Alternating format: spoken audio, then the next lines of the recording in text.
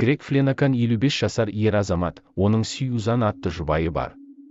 Олардың балалары болмады. Олар екеуі 2 рет үйленген еді.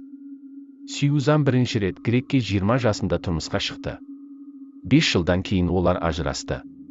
Бірнеше жылдан кейін Сьюзан Грегке қайта хабарласып кездесуге бел буды. Оларға көп уақыт керек болмады қайта қосылуға. Олар қайта үйленді. Олар Лафайт қаласында өмір сүрді. Грег жұмыс барысымен басқа қалаларда көп жұмыс жасады. Соңғы қалалардың бірі Бамон қаласы еді.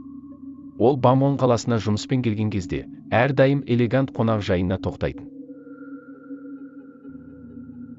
Бұл оқиға 16 қыркүйек 2010 жылы Бамон қаласы, Техас штатында болды.